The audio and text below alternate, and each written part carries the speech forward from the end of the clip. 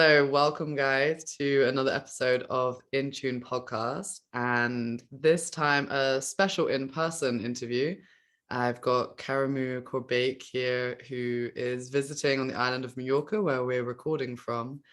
And Karimu has been invited because he really is embodying the frequency of Delta, which is spirituality, which is your soul, your connection to yourself, your inner world, and all the mystical magic aspects of being a human being. So thank you for being here on my podcast. Thanks for having me. Thanks for inviting me to the island. Of course. Yeah. Loving it here. Yeah. It's really been a wild journey this past trip here, and yeah, I'd really just love to hear a little bit, Karimu, about what you do, who you are, a little bit of context. He lives in the Netherlands, in the south, and is a holistic alignment and yoga teacher / coach. So I feel like you can also give a lot more context as to what it is you do, and I'm just going to sit back and listen. Yeah, so I teach yoga classes in the Netherlands, in the south of the Netherlands in Breda. And for the past 6 years or so, I've been working on my own concept, which for a few years now I'm calling holistic alignment. And holistic alignment, in a nutshell, is trying to bring the body, the energy, the mind, and the soul into its most optimal state, integrated, meaning working together. So it's not that the mind is too dominant with its thought processes and constructs. It's not that the emotions are too dominant or the energy is out of balance or that the anatomy is out of balance. Not that the soul wants to do this other thing over there, but everything's working together in one space, integrated for whatever purpose it is that the individual wants. So I tend to avoid actually being called a coach because I don't help people necessarily become a better basketball player or be better in their work environment or those things. I prefer being referred to as like a bit of a physiotherapist who's just trying to make sure everything is working optimally, working together in the most efficient and optimal way, effective way. And then in the context of yoga, in the context of spirituality as well. Yeah, and this almost means that you fit also within the alpha frequency of body, because you are also working with people with their physical body, not just what's going on the inside. And it's this alignment I found between INTUNE, which is the concepts of bringing your different life frequency areas into balance, that actually brought us together, because there was a lot of similarities in holistic alignment. It's just different names, different approaches for it. So could you tell us a little bit about your own journey to becoming? So obviously, I know you've said you've been doing the lessons, etc., but yeah, there's a difference between, I guess, just being a yoga teacher and then also going on to help people with the more spiritual aspects of it. Yeah. So I studied my bachelor's and my master's in the Netherlands, in the same city where I'm teaching yoga. And throughout the bachelor's program, and like more or less the end of my bachelor's, when I was writing my thesis, that's when I started getting into contact with things outside of normal day-to-day student life. And for me, reading a book that really had a strong impact on me was Spirituality Without Religion by Sam Harris. And in the book, he talks about the use of certain certain drugs like LSD, MDMA, and those things, and how they can alter our states of consciousness. And the conclusion in the book that really hit home for me was, these things are all, these states of consciousness, you're able to achieve them if you understand how to use your mind, if you understand how to use the body. They're available to us. It's hardwired in our system, but we have a certain, what he would call like programming, that keeps us in another state. And the way that he suggested you could do this was, or achieve these states, was through meditation. And I thought, that's bonkers. That doesn't make any sense. But I gave it a try, and I kept on trying for a few months. And a couple of years later, I'm teaching quite a lot of meditation and spiritual practices as well. I did start with, just going to yoga classes, where I met my first teacher, Robert Bustani. And he taught me about the connection between the body, our anatomy, and our emotions. And that was kind of a first bridge into creating that link for me. Mm-hmm. And from there, I got curious about other topics, specifically healing. He was working on people in our teacher training. He was working on their anatomy, and I was seeing crazy reactions that were just so profound. I was, how is this possible? Like, I've been to physiotherapists and chiropractors, and I used to play basketball quite a bit. Like, I've had physiotherapy done on me, but this was clearly something else was going on here. And that just pegged my interest. I wanted to learn more about it, and I went to that course, read that book, Mm-hmm. and I saw a huge parallel with what I was learning in the yoga community with what I was learning in my master's. I studied experience design, a program called Imagineering. And this was about how you create transformation in organizations and systems and groups. And our focus was mostly on the social dynamic and the physical dynamic.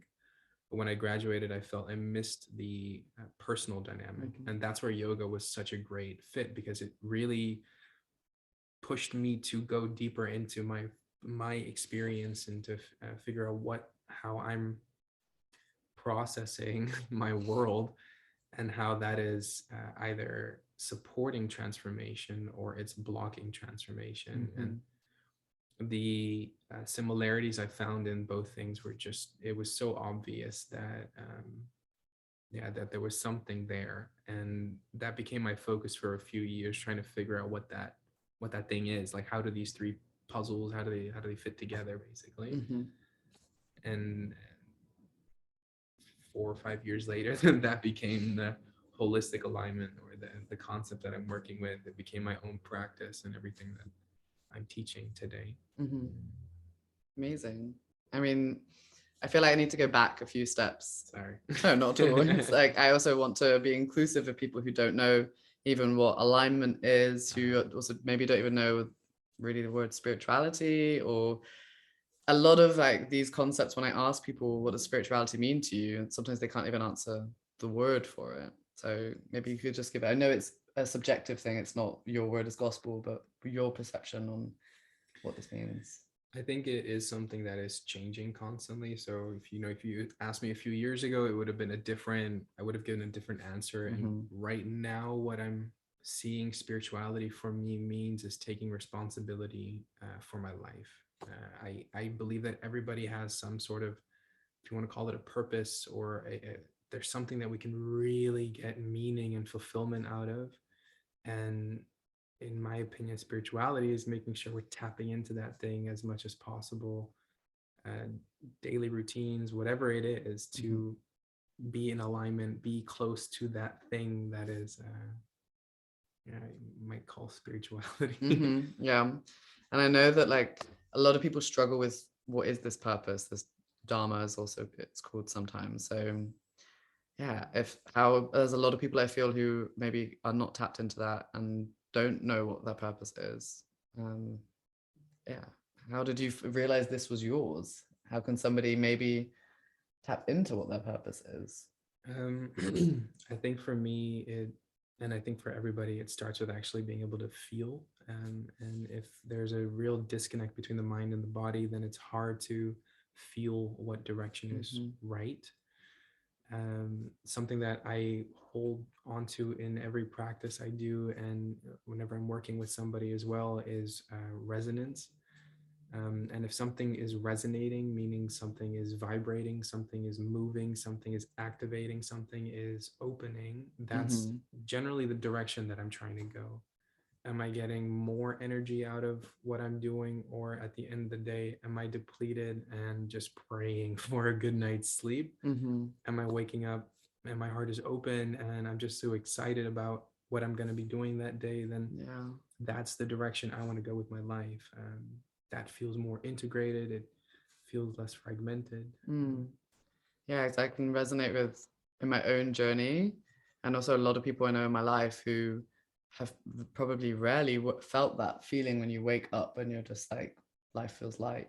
Life feels so, yeah, like we often get put on these paths into jobs, into places, countries, born into places that are not really a fit for us. So um, yeah, I mean, I always feel like I would like to touch on the yoga aspect, because this is something that I feel anybody can do yoga. It doesn't have to be inexpensive classes. It can be on YouTube. You can do it anywhere, any level. Could you tell us a bit about like how yoga's influenced your life and journey in that sense as well? Yeah, I think the main, at the beginning, the reason why I took the step to go to a yoga class was because I had a knee injury from playing basketball, and I was told by my physician that if I kept playing, I wouldn't be able to walk, and um, that really sucked to hear, because I'm not a great basketball player, but it was just something that I really enjoyed doing recreationally. And going to this yoga class, it took about a month, I think, of going to classes, when I realized that my knee was getting stronger, and I felt like something was correcting in my anatomy that I hadn't been able to get into before. um, I kept doing that, and ever since, I am every day just seeing that there is a continuous development in my body, which makes me feel more comfortable in my own skin. I'm connected to what's going on the inside, and I think for everybody, there are so many different styles of yoga and perspectives of it, that there is absolutely a yoga for every person. Um, that being said, it is a very subjective experience, and what I'm talking about in my classes will resonate with some people, and for others, they'll think this is ridiculous, and that's absolutely fine. That's okay. Yeah, something that's resonating is also, you mentioned with when you first went into meditations, that you did it for like a month, and then you were like, oh, okay, I'm feeling this. I know a lot of people try and meditate and maybe last for like 5 days, and then it drops off, and it's like we logically know the importance of like a morning routine, of a daily practice, so you could call it whatever that looks like, but actually doing it can be quite difficult, or sticking to it, this commitment. Is there anything, have you encountered that? I mean, Absolutely. It's not just integral into your personality, or? Absolutely. I'm not disciplined at all.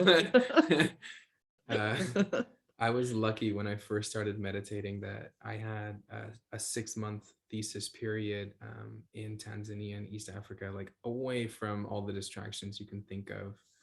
And the day I got back, I went right back to all those distractions, and I felt like I had ruined my life because of this. And in the years, my practice is changing, right? There was a time when it was every day 7 o'clock I was up, and I was doing a really heavy active practice physically, and for a long time it just became meditation practices. For a long time it was only breathing practices. For a while it was a combination of them, and lately it's been less of the physical practice and more of the what I would call spiritual practices, and that are more of the spiritual practices, and then the others come in when it's necessary to do those things. And so it's become a bit more intuitive rather than a set series that you do every single morning. Yeah, because that can be the downfall of trying to just like with the same, oh, I'm going to do this exact practice every morning, and like this order of things, when really your body is different every morning that you wake up as well. It's not. And that helps me set my day up in a way of saying, hey, today I'm feeling this, and my body's saying like, dude, you need to rest. You need to, I don't know, do a yin practice, or you just need to breathe, or lay in bed a little bit longer and just do a meditation, or whatever it is, whatever the practice could be. Maybe it's just going for a walk and outside and getting some fresh air or something, but a conscious choice that's tuned in to tuned into what your body needs, or what your emotions need, or what your mind needs to feel more peace. Yeah. If peace is something that you're after. And this feels sometimes like such an alien concept for people to tune in. It's also why that's the name of In Tune. It's to really be able to know yourself and witness yourself and see what's going on. So if there's people who are really like, how the hell do I tune in to how do I know what I'm feeling or thinking or what my energy is? Like, how do you help people at the beginning of this process? So lately, something that I found I found works for the majority of people, because it's so simple, is just finding the heartbeat on the wrist or somewhere on the throat or whatever it is. So like the classic when you just to know if you're dead or not, and hopefully you'll feel a heartbeat. And just by doing that, you already start to tune into the body, right? We're tuning into the body, we're tuning into the heart. And at one point, you can practice this on, the right hand, the left hand, on different points in the body, and just try to figure out where you feel the heartbeat. And at some point, try to feel it without the hands, and just, you pause for a second and just notice, where do you feel the heartbeat? And at this point, a 20-minute practice with almost everybody I've worked with, after 20 minutes, they're in a very pleasant state. They're in a very pleasant place. And one of the reasons I really like this is it's not fabricating something. We're not saying, okay, visualize yourself on the beach somewhere and down you see a dolphin or something like that. Visualizations, they don't work for me in my practice, but this is something tangible. This is something we know it's there. Like we're not creating this, we're not fabricating this, and it creates the link to the heart, which I think is everything. It's also the thing lacking in society, often the connection to the heart.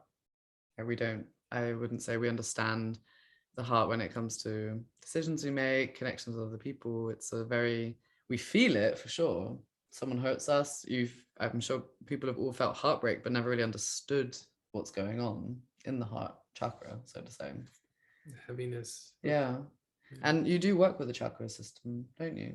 I do. I am Maybe you could explain a little bit, in a sentence, what it is. The chakras. So in case there's people who don't know. In one sentence. It can be more sentences. Just short. I'll try to be concise. So in the body, we have I'm finding this very difficult because there's so many things I would like to say about the chakras. The way I explain what the chakras are, it's not a scientific thing, but it's just to get an idea about what they are. Is I relate to them like strings on a guitar, and if the guitar is your body, then each string or each note is a chakra. And if they are out of tune for whatever reason, you can play that guitar as much as you want, but that's not going to be music. That's going to be some kind of random sound. And the second you start to tune these chakras, or you tune these tunes, tune the strings. Thank you. The second you start to tune the strings, then you start to create music, or you create harmony. And we're creating harmony with different parts of the body. And the reason I use this idea of music, because sound is so important. They resonate. Sound resonates with different body parts, and according to the literature, also with certain chakras. Then we have each tone or chakra, which represents a theme in our life. For example, intuition, or feeling connected to our body, or feeling safe. Feelings of love, being able to communicate and articulate your words properly, or your connection to source and divinity. That's all explained, or can be explained, through the chakra system. Concise, trying. Yeah. Yeah, there's when I've studied with emotional release, we also call it your needs, your dimensions. So it's like your rights, your rights as a human. It's like your right to exist, your right to want, your right to feel powerful, the heart, the right to express, the right to see, the right to Oh, yeah, I like yeah. that. It's yeah.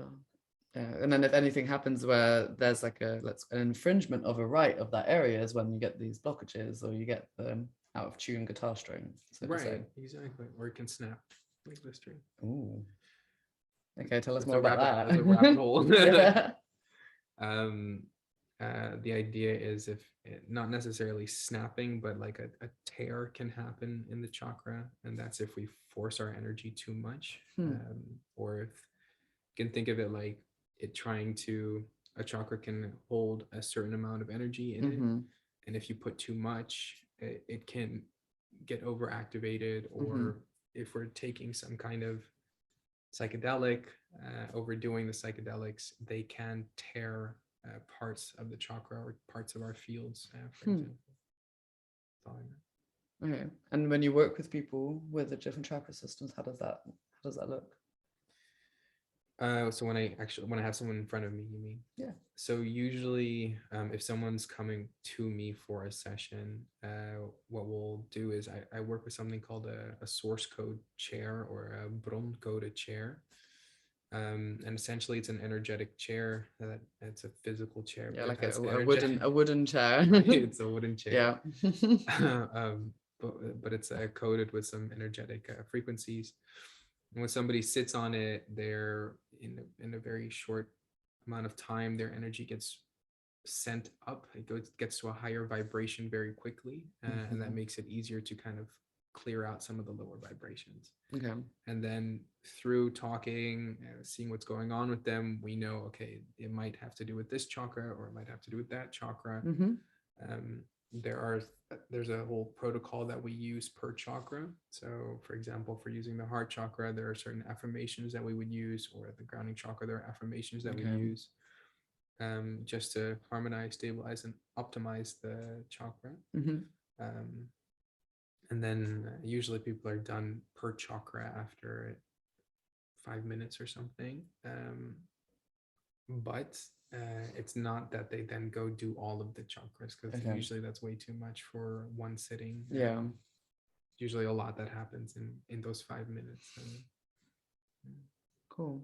Yeah, I mean, there's the chakras are not many people, well, I don't know, people in yoga and like some of the spiritual communities know about them, but I think there's an element that they can be in excess or deficient. So it's almost that, from my understanding, there could be too much energy in one, so you're like overusing a certain part, and then there could be one area that's like, it's like a black hole almost. It's like there's no power or no energy in it also. So I think it does vary per person as well. There's like tapping into that, there's a really interesting book, Practical Yoga Psychology, by the Bihar Yoga School. And they talk about the psychological effects of the chakras. And they've created a kind of a map that you can read, that explains that if there's disbalance in this chakra, this is what it could look like, or these are thought patterns that can come from a disbalanced throat chakra, or whatever it is. Have you read Eastern Body, Western Mind? Ooh, no, but that sounds interesting. It's really, it's showing a lot of how like different traumas and abuses can show up in different ages, because there's different points of, you have 7 chakras and they develop at different points up until age 12 when the top one is completed. So if there's also things that happen when you're growing up, or developmental trauma at certain ages, you can also spot then there's an infringement on that chakra. I haven't heard about this. Yeah, it's fun. You get to almost be a detective with every person. At least that's when I'm working with clients. That's also what we do. It's like tracking what happened. Oh, just to bring awareness. So you to create it. like a timeline sort of. Okay, interesting. Yeah, especially if an example you could do is if somebody has had birth trauma, then this is up until 6 months is normally when the root is developing. So if anything like that has happened, then you can also spot that. You can even spot in people's posture and how they carry themselves, where they're carrying weight as well, where there could have been infringements. So it's a really good book. I'll lend it to you. Yeah, thank you. Please do. I'm getting a lot of good book recommendations on this podcast as well. Every single guest is like, That book, read it's great. this. Okay, something that I've had the honor of spending time with you on the island. I've seen you also do your daily practice. You talk a bit about doing clearings also just in your practice. So maybe you could share a bit about that, because with INTUNE, we do talk about energy clearings. I've done this also with clients, but maybe you can give your take on what it means for you, and maybe if a beginner's 101 on how to do a clearing on yourself. Sure. Mm-hmm. So something you mentioned before is like waking up every day and the body feels different, and some days I feel heavier than the other, some days I feel more open than other days. And when I usually talk about a clearing for myself, I'm just talking about feeling more balanced, whatever that means on that day. You know, if I'm feeling low self-esteem or whatever it is, like what can I do to open that and just feel a little bit more confident, or feel more whatever it is. And if that ends up being, so how I actually do this is in my practice, I will, for example, go to the studio, or I will, you know, get on my mat or sit on a chair and literally just ask myself, hey, what do I need today to feel more loved, or to feel more safe, or to feel more connected to myself? And usually my subconscious will have like a conversation with myself about what's going on.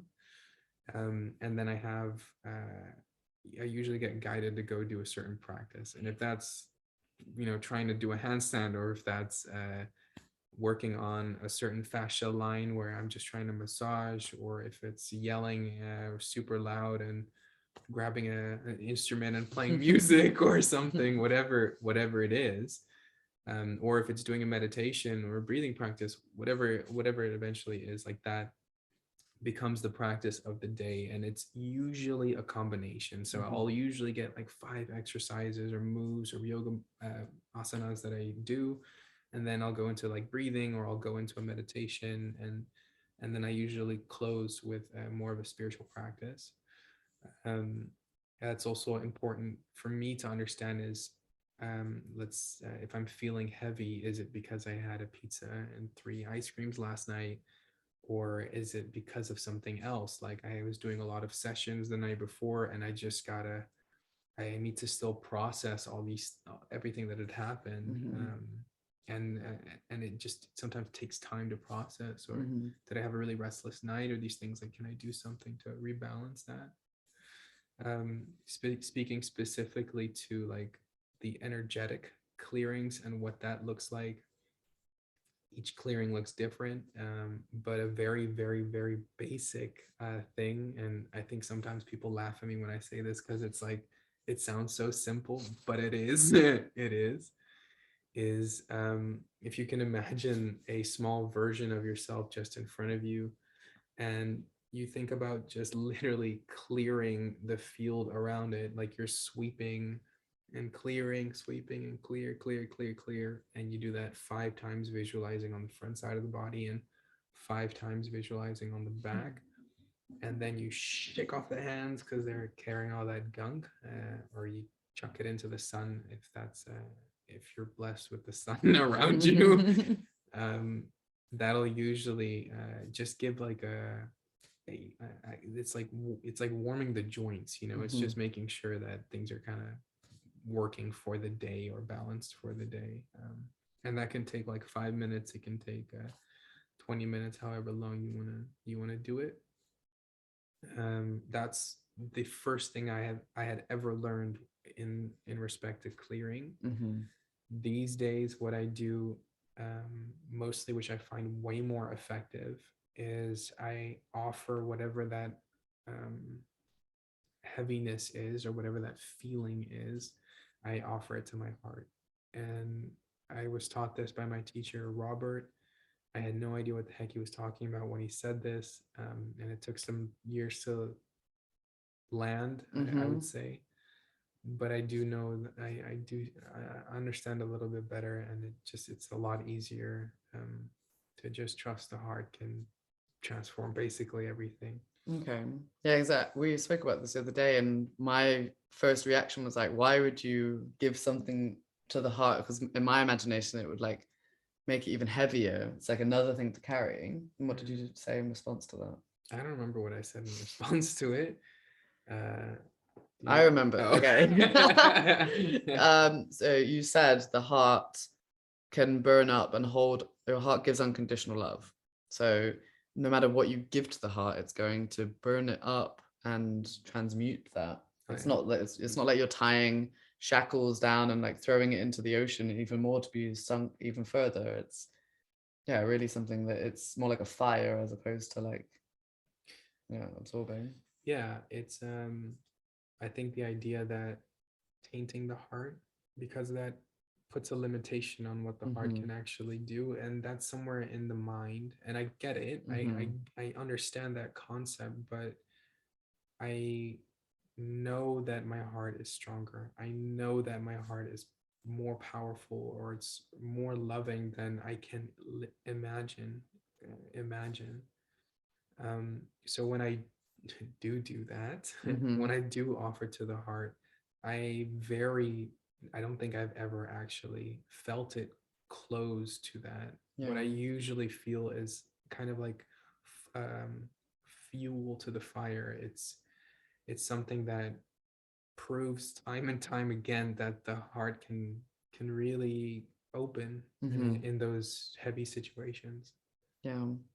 It's not always easy, but like and so you could almost use this with, if you're having like limiting beliefs, if you're having absolutely bad thoughts. And absolutely. I mean, this is something I've been hanging out the last couple of days. I've taken this into my own mental practice. Is if you're getting intrusive thoughts or things that don't feel great or not in alignment with your natural energy, and transmuting it into the heart. It's been a new practice. So like also what this, in tune, we're talking about vibration and what you're tapping into. If you're carrying this heaviness, then energetically speaking, you're tapped into also that field of heaviness. And being tapped into that field means that you might be having thoughts that are because you're tapped into that field of energy. So very often, if I have somebody in front of me who's having some kind of conversation that I would say isn't supporting their heart, I ask them to offer that field almost to the heart, and whatever energetic thought cluster that is tied to that thought process, offer that to the heart, and almost always the thoughts just dissipate. I can imagine even with the strongest beliefs, I would imagine doing that like 3-4 times. It's at a certain point the beliefs just running out of ammunition, like exactly. Okay, I've lost all the excuses now, and it's like you're draining it of its power, exactly, in a way. Exactly. And so I'd love to tap into one thing is that it might be known or not as something called the collective unconscious. It's the field of all humanity and all our thoughts and history and lineages, like what's happened. There's this field that we have, and if for whatever reason that field is there's like anxiety and frustration and things poured into that, it can affect us. You walk into a room and 20 people are angry, like we feel that, like there's no crazy I mean, think of the pandemic. There was you could feel the fear, and when during the lockdown you could sense that from the whole world. It wasn't so even if that no one's had that direct conscious relation to it, I think you can all say you can feel the vibe of a place, the energy of a room. It's not even clicking with somebody else, like you can click great or think that's a weirdo over there. Like I'm gonna not hang out with that person. We have that sense is what I was trying to get at. And if we're constantly in an environment where that heaviness is being thrown into our faces, we could be carrying energy or carrying thoughts that have nothing to do with us. And we're hearing these thoughts or we're thinking these thoughts, but they literally do not have anything to do with who we are as individuals. And that's a very common thing I'll see is these thought clusters, not see literally, but like when I work with somebody, is these thought clusters of very spiraling thoughts and behaviors that have nothing to do with the actual individual and what their process is. So clear that, and immediately you'll just see someone's natural vibration return, and they're like, oh, it's quiet. It's too quiet. Yeah. So these could be thoughts that come from your family, it could come from your society. Yeah, sure. Yeah. Become family, friends, partners, absolutely. Yeah, I remember someone saying even depending which company you work at, you also pick up the from the little universe of that company. Same with which university you go to, if you go to school, what kind of school. It's really what area of town you grow up in. It's like your immediate surroundings. I had one of my teachers say it has to do with what you identify with. And if you, there's for example somebody, a shamanic teacher I know, and she takes a lot of women consciousness, powerful feminine photos, and they're usually nude, and she's just expressing her femininity, and they're beautiful, like they're just beautiful photos, but she often gets kind of weird conversations with people about like, oh hey, you know, that they're just not really nice conversations that she can get from often men. And the question is like, is that not being projected onto you? Are you not like picking up on that? And she says, no, I don't identify with that image. That's their thing. And if you dive into that and you fuel that and you say that that's this, that's wrong, that's this, that's that, then you're buying into that field, and that's most likely just going to drain you of your energy. And I do feel that sometimes when we start to become aware that we're carrying all of these beliefs and patterns that are not necessarily ours, it's also not your fault that you've been given them, but it's your ability and responsibility to acknowledge them and clear them. And it's more like your responsibility to yourself, because like you say, you want someone to come back to their natural vibration, resonance, their true self. Yeah. I like, for me, when I was a kid growing up, I noticed that I was very much paying attention to the room around me, and I only found this out later in life when I was studying, or when I started practicing, that it feels like I'm constantly in tune with the environment around me, sensing what's around, and that's exhausting, because you're pinging off so many different things. And if they're positive things, that's great, but more often than not, we're searching for danger, like what's in the environment that could potentially be harmful, emotionally or physically, or whatever it is, you know. And learning to close that field so that you can just be with your own energy without being influenced constantly from what's around you. It's so important. It's Did you find that you developed that while still being around those energies, or did you have to like kind of like withdraw, learn how to like stay centered, and then you're now able to go back into the world? I think both, because like throughout my life I've lived in different like places. I think at one point, like every 6 months, I was living somewhere else, and like we moved around a lot as a family as well, and you just get used to being in a new environment constantly. But the one environment that seems to always come back is family. And they are our what is it, our like life teachers, basically. Very humbling. And coming back each time into that field, it seems like a test again for like how able are you to be by your own center and stay true to your vibration,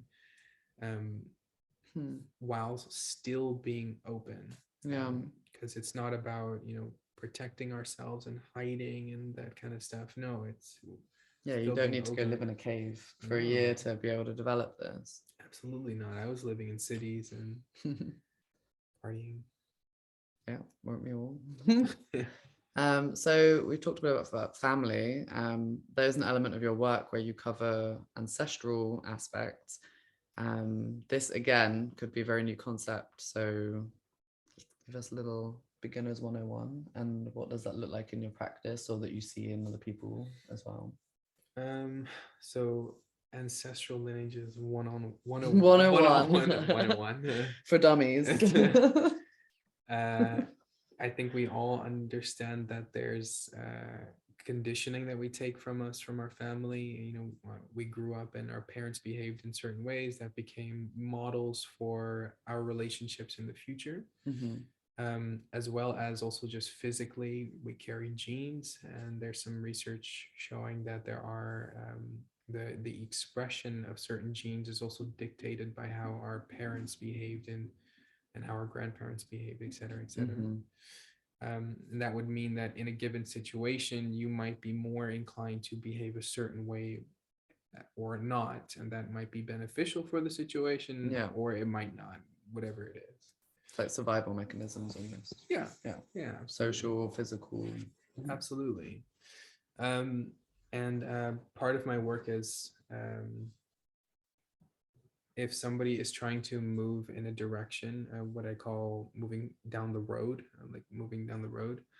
and there's something blocked on that road that's not helping them move forward. And this could be work-wise, it could be relationship-wise, it could be receiving and giving love, or it could be a number of other things. The topics at this point seem endless. For me, it's important to figure out, is this something that is innate to the person? So what I would call like something that they've identified with really strongly as a child, and carry that with them. Is it something that is a pattern found in their family lineage, or is it a pattern found in a past life of theirs? And then through resonance checking, we figure out where that lies. So like that's feeling like, do you feel like physical sensation? Is there like a vibrational resonance? It's like, how would somebody know if that's which one of those things it would be? Resonance. So for example, something that we were talking about is feeling pain in a certain location, and I can avoid the pain or I can try to move towards the pain. And usually if I were to press on it, it gets a little bit more sore and painful as we're digging into the muscle. And it works the same in the meditation. If we find something that's drawing our attention, some sort of pain point. By the way, I wouldn't recommend doing this like right off the bat, like really be with somebody. But you can connect to it and you can have a conversation. And I think that's a great place to start with for anybody, is just say like, hey, what's up? You know, like, are you able to have a conversation with this thing? Are you able to connect? And then you can start asking questions like, is this mine? And they're a yes, or a what I would call resonance, means that the pain that you're pressing into is going to become more active. You might feel sensations, you might feel a temperature change, you might feel or experience memories, or maybe a whole cascade of experiences can come up.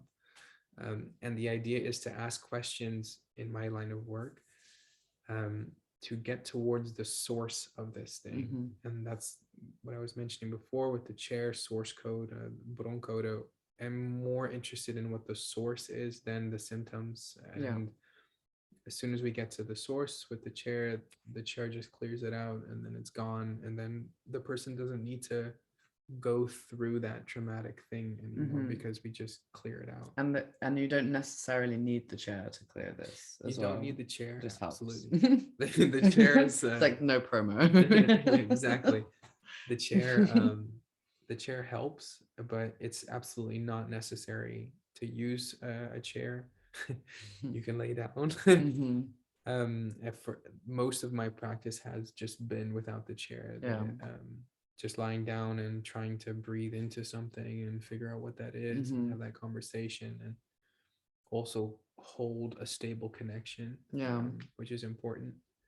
And I think the most important thing for anybody doing this is trust your experience. Your experience is your experience. If you're feeling sensations or you're hearing sounds, like that's experience. And later on, you can try to give it meaning, like this is a past life, or this is a this, or this is a that.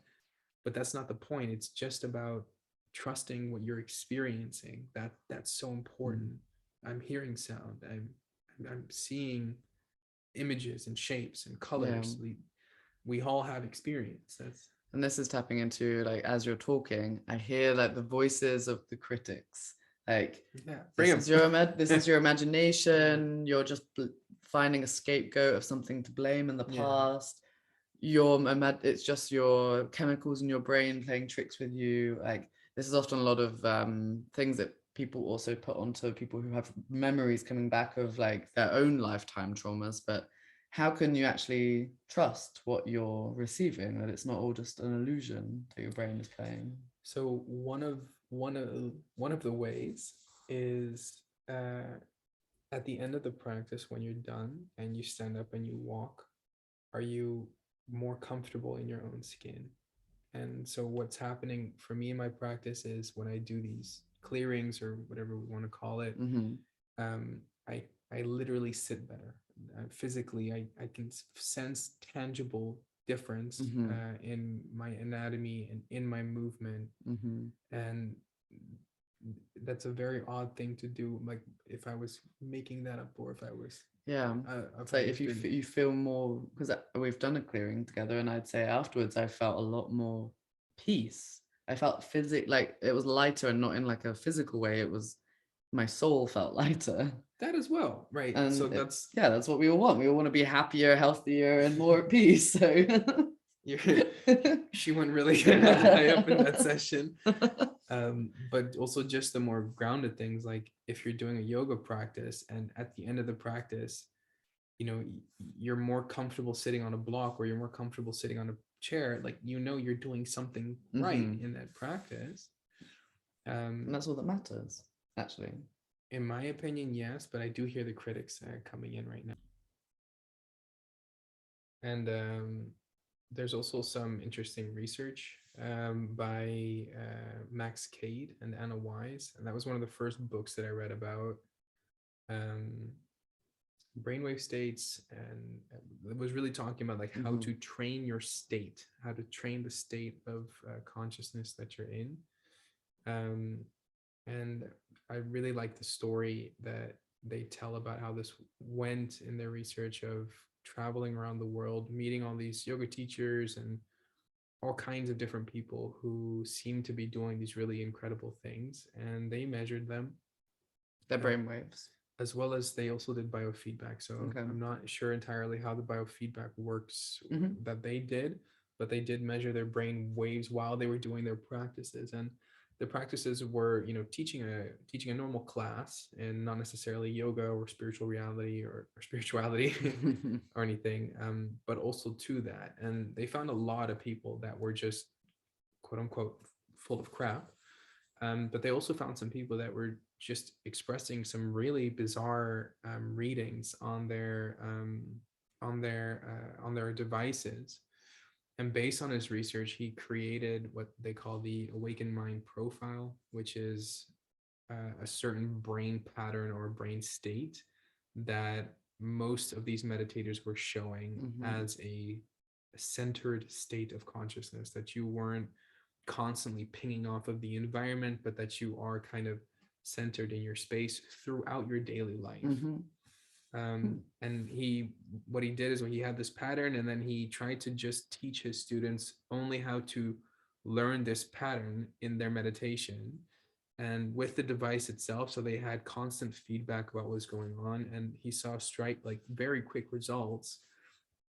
People were able to get into these states very, very, very, very, very quickly. And then the super interesting thing I thought was that they talked about is what happens when somebody who has that as their natural state, what happens when they go into meditation? What happens?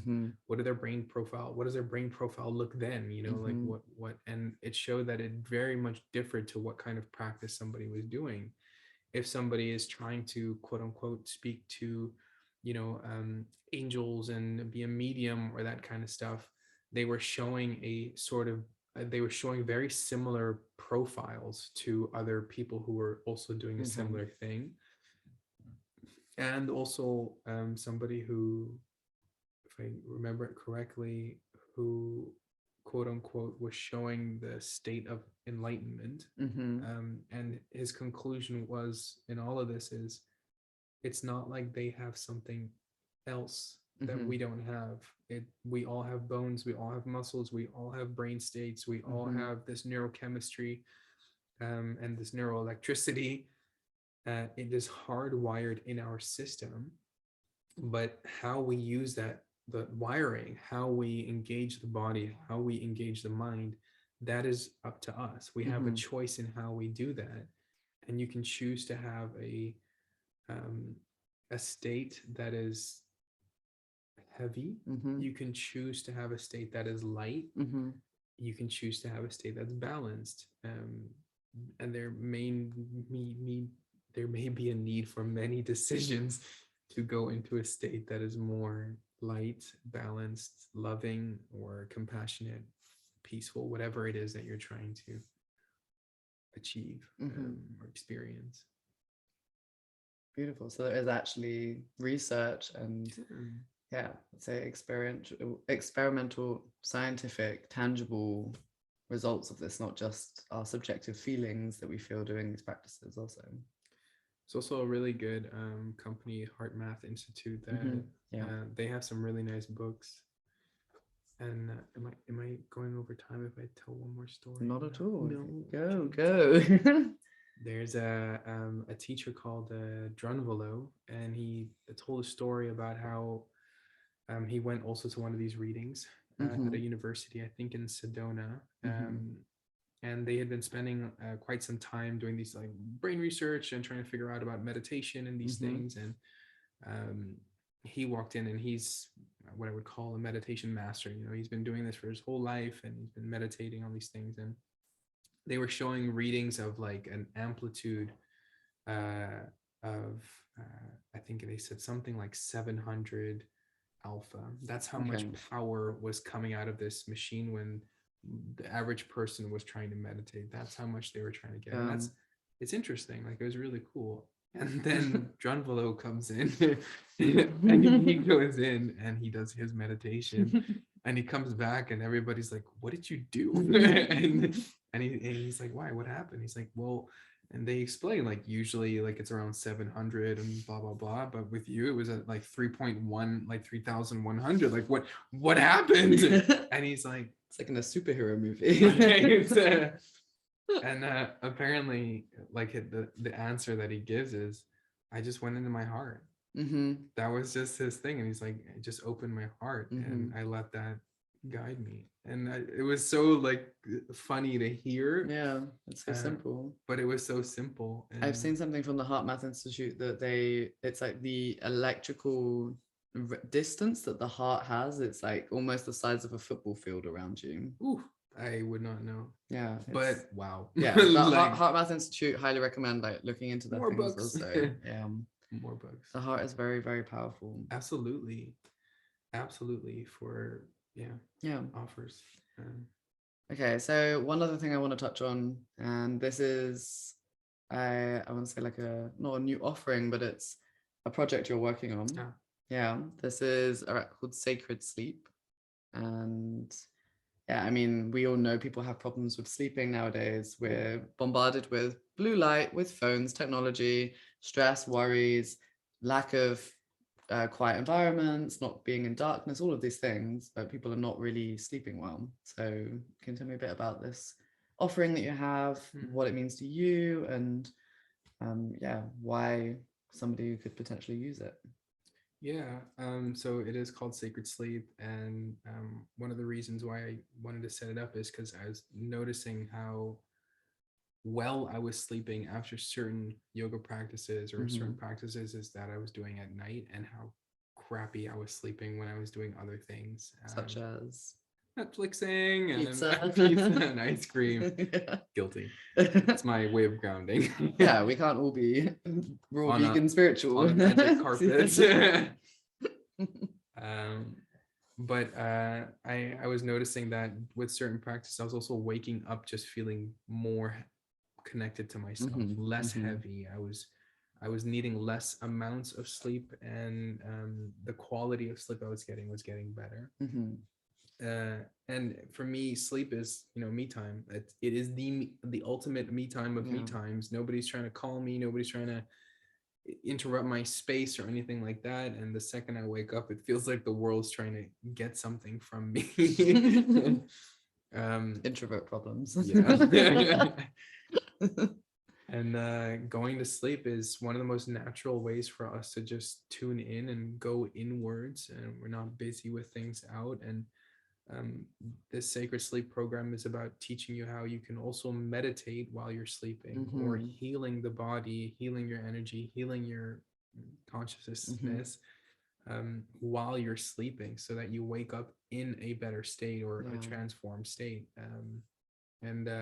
Yeah, that's, I think, in a nutshell, I mean, it's literally an old phrase. If you wake up on the wrong side of the bed, like you're having a bad night's sleep, can really ruin your whole day and make you resort more to coffee. I was just thinking about I think I mentioned it a few days ago, but these days when I sleep well, or the days that I sleep bad, I'm praying for this cup of coffee. I'm like, I'm so frustrated, I need to down this coffee and to get some energy. But instead of savoring it, that's it. Like, savor the coffee. I'm enjoying it so much more than it being a need to function. So what can people expect on this kind of program, or what's? So the first thing that I would say is check out the audio package that I have, and that's basically three practices: one to do in preparation for sleep, one to do to fall asleep, and one to do when you wake up. And so basically you're lying in bed still with the earphones, and that's just to balance sleeping patterns a little bit. So if you're really having issues sleeping, start with that. And that's in English and Dutch. Correct. Yeah. Okay. And then from there, everybody's welcome to join the workshop that I teach. And the workshop will teach two techniques. One is actually the heartbeat meditation that I kind of mentioned before, as well as an Ayurvedic breathing technique.